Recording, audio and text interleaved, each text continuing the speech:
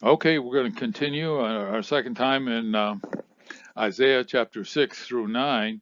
And I was thinking that I try to do 5 chapters every week, but I got through 9 and I had quite a bit. And I did do 10, but I think we're going to have to cut it off after 9. So we'll see how it goes tonight. So Isaiah was a major Hebrew prophet in the 8th century, he was in 740 to 700 BC, and Judah, known for the book of Isaiah and his prophecies about a coming Messiah. His name means the Lord is salvation, a message central to his ministry. He delivered divine messages of warning, judgment, and redemption to the people and the kings of Judah, even confronting social injustices and idolatry. His writings are characterized by poetic language and imagery, offering both harsh warnings and comforting promises of hope for the future.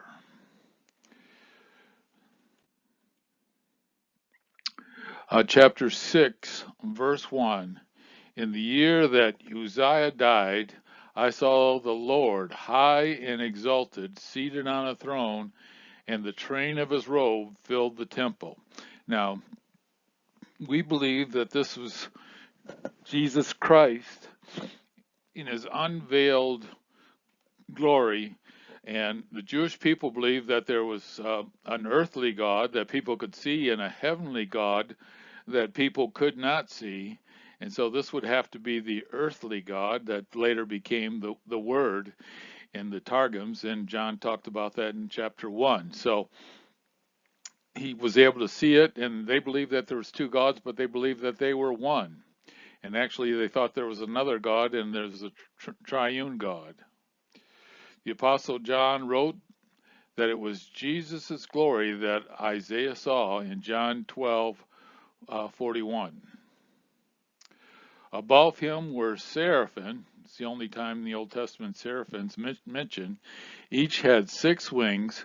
With 2 wings they covered their faces. With 2 they covered their feet. The other 2 they were flying.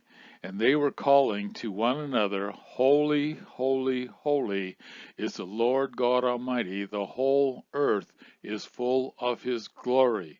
And the only other time they have the angels singing and his glory, glory, glory is in the book of Revelation in the New Testament. And at the sound of their voices, the doorposts and the thresholds shook, and the temple was filled with smoke. Woe to me, I cried, I am ruined, for I am a man of unclean lips, and I have lived among people of unclean lips. My eyes have seen the King, the Lord Almighty. And he's confessing that he has a problem.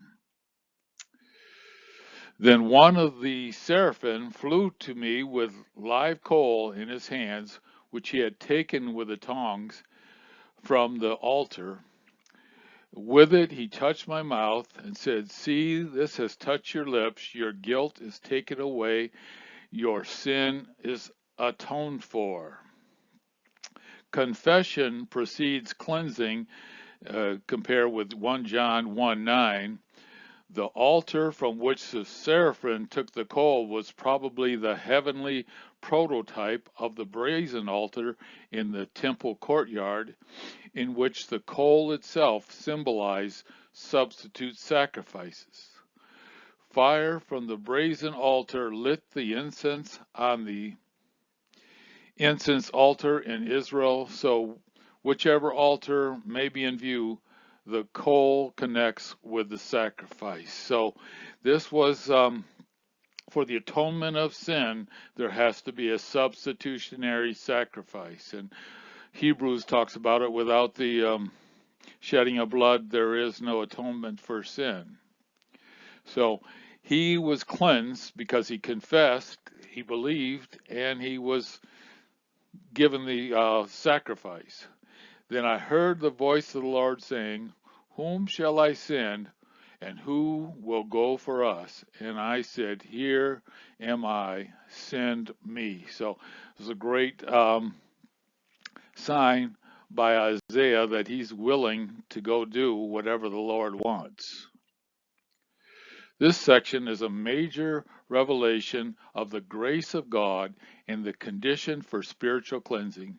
It is one of the premier consecration passages in the Old Testament. God's grace on this occasion so impacted Isaiah that his ministry bore this hallmark, as we observe through this book.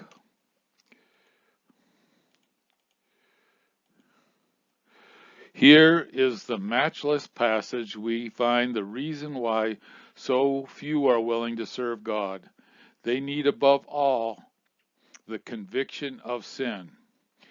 Only when a man has been convicted of sin and has understood that the Redeemer has borne the guilt of his sin is he willing and ready to joyfully serve God, to go wherever God may call him. He said, Go tell this people, be ever hearing, but never understanding. Be ever seeing, but never perceiving. Make the heart of this people calloused. Make their ears dull and close their minds. Otherwise, they might see with their eyes and hear with their ears, understand with their hearts, and turn and be healed. So they have a problem.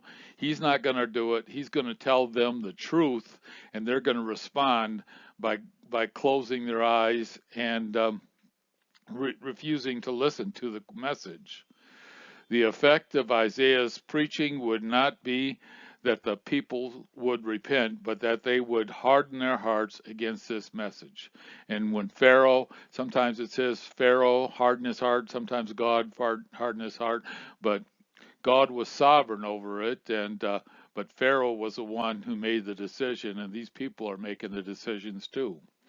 The Hebrew Septuagint, that's a Greek translation, you will be ever hearing but never understanding. You will be ever seeing but never perceiving. In another translation, this people's heart has become callous. They hardly hear with their ears and they've closed their eyes. So it's not something that Isaiah did. He just preached the truth. Then I said, For how long? And he answered, Until the cities lie in ruin and without inhabitant, until the houses are left deserted and the fields ruined and ravaged, until the Lord has sent everyone far away and the land is utterly forsaken. And though a tenth remains in the land, it will again be laid waste. But as the terebinth and the oak tree stumps, when they are cut, so the holy seed will be the stump in the land. So he's talking about, the Lord is talking to him and said, this is talking about the northern kingdom, and the people are going to be run off, and it's going to turn into a hellhole basically. And the same thing's going to happen after 70 AD to all of Israel, and that's talked about when they come back, but I think this is primarily talking about the northern kingdom when they are taken out by the Assyrians. The news that the Israelites would harden their hearts against Isaiah's message undoubtedly disappointed the prophet, so he asked the Lord, Master, how long he should continue to preach, and how long the Israelites would be unresponsive. The Lord did not give him a certain number of years, but implied that he should continue preaching until the full extent of God's judgment on the people because of their prolonged unresponsiveness had come. So he's just got to keep preaching no matter what. Chapter 7, when King Ahaz, son of Jotham, the son of Uzziah, was king of Judah, King Rezin of Aram and Pekah, son of Remaliah, king of Israel, marched up to fight against Jerusalem, but they could not overpower it. So this was the southern kingdom, they couldn't overpower the southern kingdom when they uh, attacked them. Rezin and Pekah attacked Jerusalem at this time in order to force Ahaz to ally with them against Assyria, which was growing stronger further to the northeast and threatening to attack all of them. 2 Kings 15:37. This verse summarized their war, and the following verses give more detail about it. Now the house of David told Aram had allied himself with or set up in the camp of Ephraim. So the hearts of Ahaz and the people were shaken as the trees of the forest were shaken by the wind. So anyway, this is the northern kingdom. He allied himself with Ephraim, and they were shaken by this. Then the Lord said to Isaiah, "Go out, you and your son Shear-Shaba," means a remnant will return, "to meet Ahaz at the end of the aqueduct in the upper pool on the road to the launderer's field." And so this is an aqueduct that ran into Jerusalem to bring water to Jerusalem. "Say to him, be careful, keep calm, don't be afraid. Do not lose heart because of these two smoldering stumps of firewood, because of the fierce anger of Rezin and Aram on the sons of Remaliah. They had been firebrands, but now they're only smothering embers." Aram, Ephraim, and Remaliah's son have plotted your ruin, saying, "Let us invade Judah, let us tear it apart and divide it among ourselves, and make the son of Tabeel king over it." And that's their king right now. In contrast to what the two enemy kings said, verse 6, the Lord Yahweh assured Ahaz that the evil that Judah's enemies had planned for her would not materialize. Yet this is what the sovereign Lord says: "It will not take place, it will not happen, for the head of Aram in Damascus and the head of Damascus is only Rezin. Within 65 years, Ephraim will be too shattered to be a people. The head of Ephraim is Samaria, and the head of Samaria is only Ramallah's son. If you do not stand firm in your faith, you will not fall at all." Ahaz's responsibility and responsibility of all who heard this prophecy, you in the plural in the Hebrew text, you all, especially the government leaders, was to believe this promise of God and trust him. If they would not believe it, they would not last. Again the Lord spoke to Ahaz, "Ask the Lord your God for a sign, whether in the deepest depths or the highest heights." So he's offering him a sign. God commanded this king to ask Yahweh his God for a sign, that he would indeed do what he promised. Signs were immediate physical confirmations that what a prophet had predicted further in the future would indeed happen. But Ahaz said, "I will not ask, I will not put the Lord to the test." And sounds like he was a nice guy, but actually saying, "No, Lord, I don't need any help from you." Ahaz refused to ask for a sign. He did not want God to confirm that he would protect Judah, because he had already decided not to trust God, but to make other arrangements. He tried to justify his disobedience and his lack of faith with a pious statement that he did not want to test Yahweh, but actually he was rejecting Yahweh. Then Isaiah said, Hear now, you house of David, it is not enough to try the patience of humans. Will you try the patience of my God also? So Isaiah realized what's going on. Isaiah saw right through the king's hypocrisy. He warned him by addressing him as the representative of the house of David, the plural you in verses 13 and 14, in contrast to the singular you in verse 11 in the Hebrew text, indicates that Isaiah was now addressing all members of the house of David, perhaps the whole nation. Yahweh had made a covenant promise that David's dynasty would continue forever. Ahaz should not have feared being replaced by a puppet king. Ahaz had said that he would not test God, but by refusing to ask for a sign, that is precisely what he was doing, testing God's patience with him. He was also testing the patience of the godly in Israel who were looking to their king to trust in God. He wasn't ready to trust in God. Therefore, the Lord himself will give you a sign. The virgins shall conceive and give birth to a son, and will call him Emmanuel. Emmanuel means God with us. So, anyway, what he's saying to him is that you not need to trust me, but you also need to trust in the Redeemer to come. And that's what he's talking about.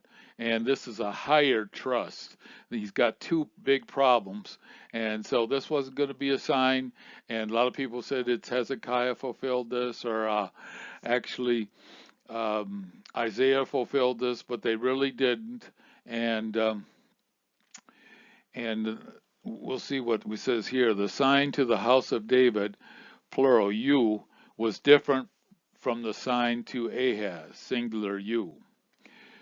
There is no initial fulfillment of this prophecy in Isaiah's day, that no child born then served as a sign. Only the fulfillment was the virgin birth of the Lord Jesus Christ. The sign to Ahaz follows in verses 15 through 17. Israel's sovereign Lord himself would give Isaiah and the house of David, plural, you all, a sign that he was with his people. A particular pregnant young woman would bear a son, and his name Emmanuel, God with us. The definite article "the" describes the virgin in Hebrew text, and in the Septuagint they transferred it. They said it in the word virgin too. Okay, here he will be eating curds and honey when he knows enough to reject the wrong and choose the right. For before the boy knows enough to reject the wrong and choose the right, the land of the two kings you dread will be laid to waste. So he's talking here to the king here. Isaiah invaded Syria and Israel in 733 to 732, only a year or two after this prophecy was given. Damascus fell in 732, Samaria fell in 722. Jesus Christ also grew up in the promised land when he was under the rule of an oppressive foreign power, and when life was hard, both of Judah's threatening neighbors, Aram and Ephraim, would cease to exist. So the Lord will bring on you and your people and on the house of your fathers a time unlike any since Ephraim broke away from Judah. He will bring the king of Assyria. So the 722 is when they officially fell too.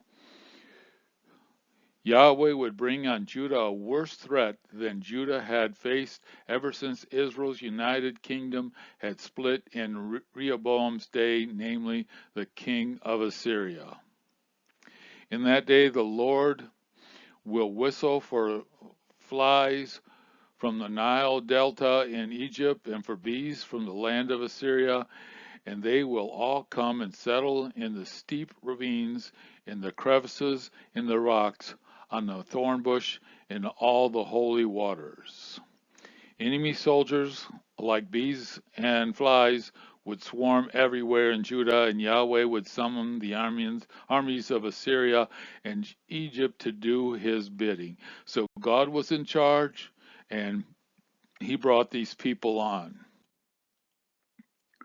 In that day, the Lord will use a razor hired from beyond the Euphrates River, the king of Assyria, to shave your heads and private parts and cut off your beards also. Judah's sovereign Lord would particularly use Assyria like a barber's razor to remove all the hair from Judah to completely humiliate her. Prisoners and slaves were shaved as a mark of dishonor, and this condition signified insult and disrespect. Ahaz has already negotiated to hire Tiglath-Pileser III, the king of Assyria, perhaps secretly at this time, to come and help Judah against Sacro-Ephraimitic alliance. However, Yahweh would hire the Assyrians, especially the king Sennacherib, to do his will, implying that he would pay the Assyrians for their debts, which he did. Behind the Ahaz, his plan to employ the Assyrians to deal with Aram and Israel, Yahweh was hired them to do his will of judging Judah. In that day, a person will keep alive a young cow and 2 goats, and because of the abundance of milk they give, there will be only curds to eat, and all who remain in the land will eat curds and honey. In that day of woe, instead of having flocks and herds, the Judaites would be fortunate to have only 1 heifer and a couple of goats. There would be such a lack of abundance of milk that they would have to curdle it to preserve it. They would also have to resort to eating honey instead of a variety of food items that they previously enjoyed. In that day, in every place where there was 1,000 vines worth 1,000 shekels of silver, about 25 pounds of silver, there would be only briars and thorns. Hunters will go there with bow and arrow, for the land will be covered with briars and thorns. As for all the hills once cultivated by the hoe, you will be no longer go there for fear of the briars and thorns. They will become places where cattle will turn loose and where sheep will run. So this again is prediction of what's going to happen to the northern kingdom. Valuable farmland would revert to wilderness, and it would only be good for hunting. Formerly cultivated land would be used for grazing because there would be so many barriers and thorns and so few Israelites to take care of it. 8 verse 1, the Lord said to me, take a large scroll and write on it with an ordinary pen, Ma'ir Shalai Hashbarez. Means quick to plunder, swift to spoil, also in verse 3. This public notice had a double purpose: to announce a coming attack on Aram and Israel, and to announce the birth of Isaiah's son. So I called in Uriah the priest and Zechariah the son of Zerubbabel as a reliable witness for me. God selected 2 men whom he wanted to witness the writing and posting of this document in order to confirm the date of this prophecy. When the predicted events happened, this would faithfully testify that Isaiah had predicted them and that they had not happened before he wrote about them. And a lot of people say that a lot of the prophecies of Isaiah, that they're so amazing, he must have wrote about them afterwards. And he mentions these people, and so they get an exact date. And that's when he was called. He called them to validate what he was saying. And also, I heard recently is that they think one of the Isaiah documents in the Dead Sea Scrolls was the actual writing of Isaiah, and they dated it to this time period. Then I made love to the prophetess, and she conceived and gave birth to a son. And the Lord said to me, name him Mar Har Shalah Has Baez, for before the boy knows how to say my father and my mother, the wealth of Damascus and the plunder of Samaria will be carried off by the kings of Assyria. So he was born, and before he's 2 years old or whatever, and starts talking, the northern kingdom's going to fall. Before the boy grew old enough to speak distinctively, Assyria, specifically Tiglath-Pileser III, would carry off the wealth of Damascus and Syria in 732, and that's in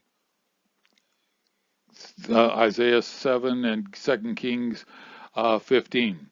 Thus Aram and Israel would not only fail their attempt to bring Judah under their power, but the king of Assyria would bring them under his power. The Lord spoke to me again, because this people has rejected the gently flowing waters of Shelah and rejoiced over the Rezin and the son of Ramallah. Yahweh spoke to Isaiah again. King Ahaz was not the only person in Judah who had failed to trust the Lord, but had put his confidence in man. The people of Judah had been guilty of the same folly. They had rejected God's provision for them, symbolized by the gently flowing Shemal River, which carried water from Gihon spring just outside Jerusalem into the city to the pool of Shalom. Therefore, the Lord is about to bring against them mighty floodwaters of the Euphrates. The king of Assyria, with all his pomp, will overflow all its channels and run over its banks. Because the Jews despise their own advantages and admire the conquests of Pekah and Rezin, therefore God would cause them to experience hardship of Assyrian domination. Judah's sovereign Lord would indeed sweep these enemies away, using Isaiah as his instrument of judgment. Isaiah compared Assyria to the waters of the Euphrates, which seasonally overflowed and swept away all in its path, but it would be God, not Ahaz, who would be responsible for their defeat. Assyria would not inundate God's people Israel because her gods were stronger than Yahweh, but because the sovereign Lord would bring this judgment on them. And sweep on into Judah, swirling over it, passing through it, and reaching up to the neck. Its sprouted wings will cover the breadth of your land, Emmanuel. The Assyrian tide would not stop at Armia, and Israel would, however, but would sweep into Judah as well. This invasion in 701 BC, but its waters would stop short of completely engulfing Judah. They would reach only to their necks, and Israel would drown, but Judah would keep their heads above water. Rise, the war cry, you nations, and be shattered. Listen to all you distant lands. Prepare for battle and be shattered. Prepare for battle and be shattered. Devise your strategy, but it will be thwarted. Purpose your plans, but it will not stand, for God is with us. The prophet called on the heathen nations to listen. They would be shattered. Even though they girded themselves for battle against God's will, they could gird themselves for battle if they choose to plan their plans and propose their proposals, but they would fall because God with his people ultimately would prevail. That's what Isaiah told them. This is what the Lord says to me with his strong hand upon me, warning me not to follow the way of the people. Isaiah now passed along instruction that Yahweh had powerfully given him warning him against following the popular reliance of human strength. God had been teaching Isaiah that he had brought the Assyrians to power. To oppose the Assyrians now was to oppose God. Do not call conspiracy everything this people calls conspiracy. Do not fear what they fear, and do not dread it. The Lord Almighty is the one you are to regard as holy. He is the one you are to fear. He is the one you are to dread. So when you have fear of the Lord, you're not going to be afraid of anything else. You're not going to dread anything else, and you got to be awestruck with how great God is and trust in him. Yahweh told Israel not to fear the armies of Judah's enemies, but himself, the Lord of the armies. He should not become paranoid and think that the enemy's conspiracy against the people of Judah would succeed, as the people of Judah did. Instead, he would make the Lord the most significant fact in his thinking and thus sanctify him as holy. He will be a holy place for both Israel and Judah. He will be a stone that causes people to stumble and a rock that makes them fall. For the people of Jerusalem, he will be a trap and a snare. Many of them will stumble, they will fall and be broken, they will be snared and captured. This procedure would make Yahweh a refuge in a holy place of peace for the prophet. The Israelites generally, however, would not trust Yahweh and would constantly find that he tripped them up by bringing judgment on them. He would trap them, eventually leading them into captivity. So they asked for it by not trusting in Yahweh. Bind up this testimony of warning, seal up God's instruction among my disciples. I will wait for the Lord, who is hiding his face from the descendants of Jacob, and I will put my trust in him. Israelites' audience needed to return to God's revelation and recount themselves to it, which the prophet led the way in doing. Isaiah committed himself to waiting expectantly for the Lord to act in harmony with his word, rather than turning to another source for strength and courage. Here am I, and the children the Lord has given me. We are signs and symbols in Israel from the Lord Almighty, who dwells on Mount Zion. When someone tells you to consult mediums and spiritualists who whisper and mutter, should not a people inquire of their God? Why consult the dead on the behalf of the living? Nevertheless, the prophet's own name and his names of his two sons were signs from Yahweh's army that he would do what those names signified. Judah's enemies would descend on her soon. A remnant would survive, but Yahweh would save. Loss of faith in God results in increased superstition. The unfaithful in Judah were encouraging their brethren to seek advice for the future from mediums and wizards and spiritualists instead of from God.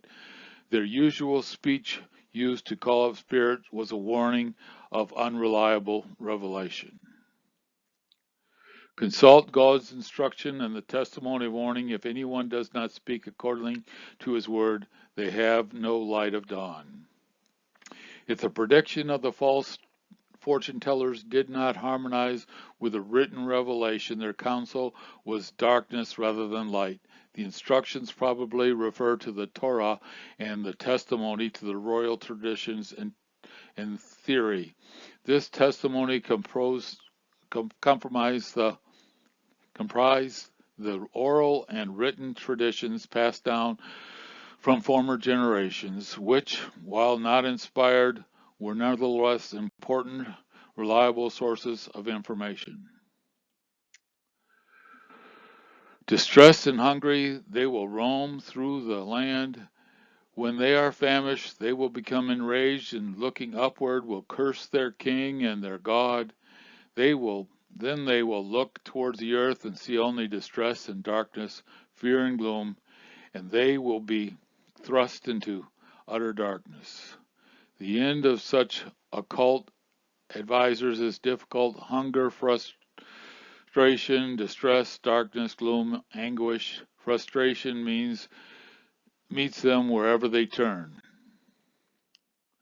Nevertheless, there will be no more gloom for those who are in distress. In the past, he humbled the land of Zebulun and the land of Nephtali, but the future he will honor Galilee of the nations by the way of the sea beyond the Jordan. And in contrast to the gloom of the false counselors, the residents of Galilee and Israel would experience the Lord's chastening, would enjoy glory. God would bring light when the people had lost all hope. Galilee in northern Israel was the first region in Israel to fear the lash of the Assyrian invaders. It was a melting pot and a home to many Gentiles as well as Jews. This international highway between Mesopotamia and Egypt passed through it. Glory came to this region later when Jesus lived and ministered there, but it will enjoy even greater glory during the Messiah's earthly reign, as all the promised land. The people walking in darkness have seen a great light. On those living in the land, a deep darkness, a light has dawned. God enlightened those in darkness by bringing new light to them, even though they did not deserve it. This was a revelation about the future that was sure compared to the unrealistic predictions of mediums and wizards.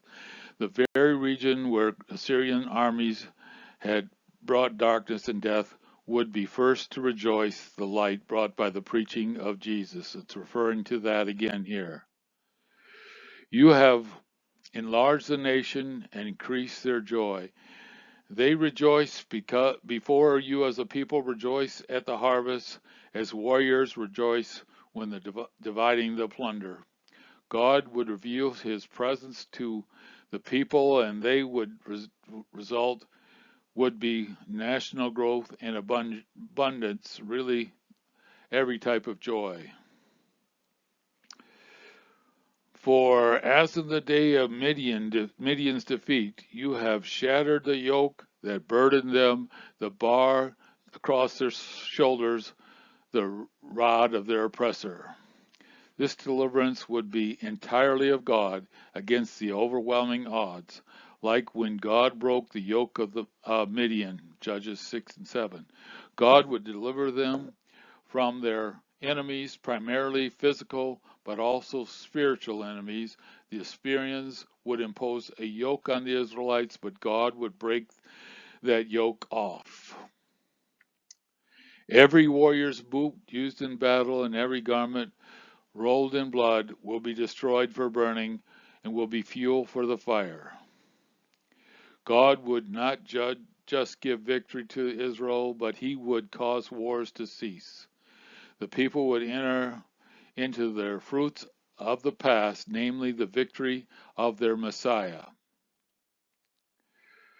Verse 6, for to us a child is born, to us a son is given, and the government will be on his shoulder, and he'll be called Wonderful Counselor, Mighty God, Everlasting Father, Prince of Peace. And so, this again, he's giving them a prophecy of Jesus Christ, the Messiah who's going to come.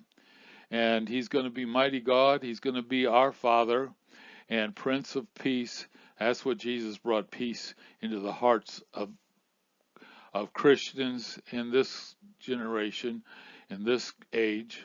And he's also going to bring peace in the millennial kingdom. The end of the war depends on the coming of a person. He would appear as a child. He would not only be God come to earth, but God born on the earth, both human and divine. The child born points to his humanity, and the son given points to his deity. So unto us a child is born, a son is given. Child was new, but the son pre-existed the child, and that's where his deity was placed in the child. And the first title fits the first advent, and the second title, his second advent. God would not defeat Israel's enemies by using larger, more powerful armies, but through influence of a child to be born.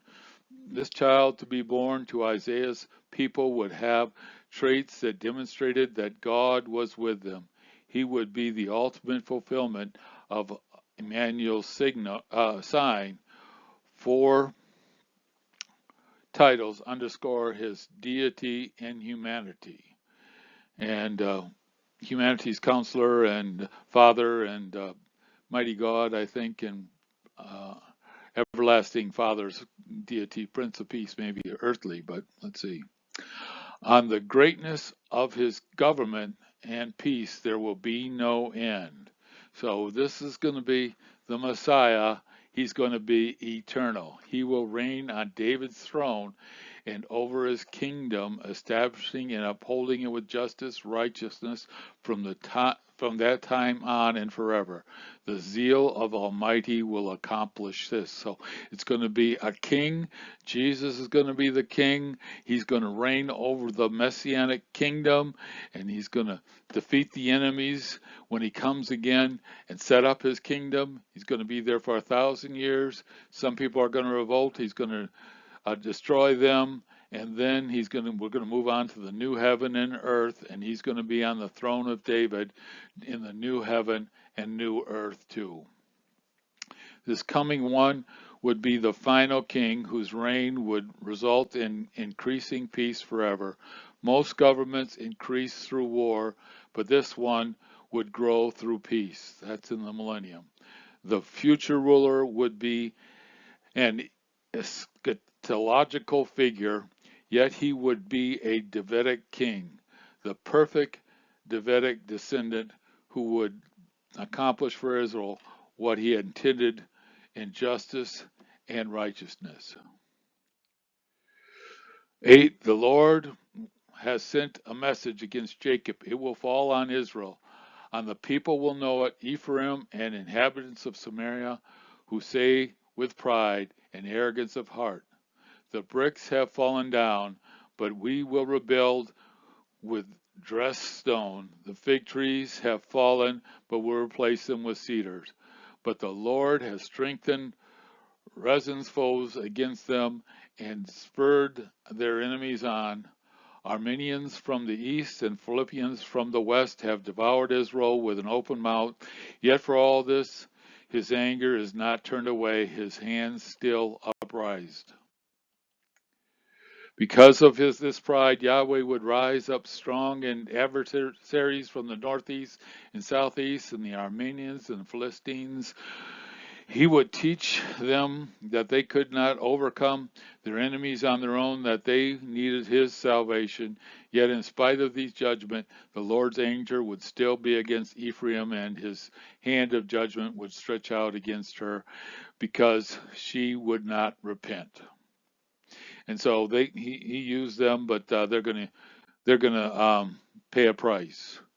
But the people have not returned to him who struck them, nor have they sought the Lord Almighty. So the Lord will cut off from Israel both head and tail, both palm and reed in a single day. The elders and dignitaries are the head. The prophets who teach lies are the tail. Those who guide this people misled them, and those who are guided are led astray. By the head, Isaiah means the leading person, and by the tail, he means the false prophet.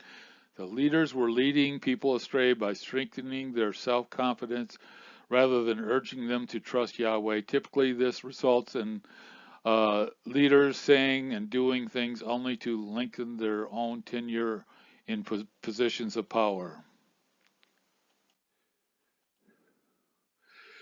17, therefore the Lord will take no pleasure in the young men, nor will he pity the fatherless and widows, for everyone is ungodly and wicked, every mouth speaks folly, yet for all this his anger is not turned away, his hand still upraised.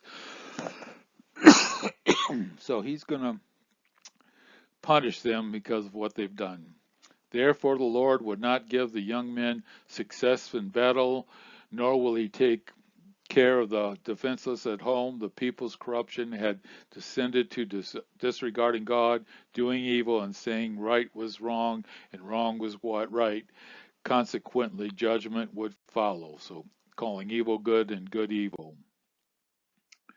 Surely wickedness burns like fire. It consumes briars and thorns. It sets the forest thickets ablaze, so that it rolls up in a column of smoke. Wickedness is not a little misguided playfulness, but a rebellion against God in order for life. It proceeds from a little fire to a raging inferno, because that, like fire, wickedness has an insatiable appetite.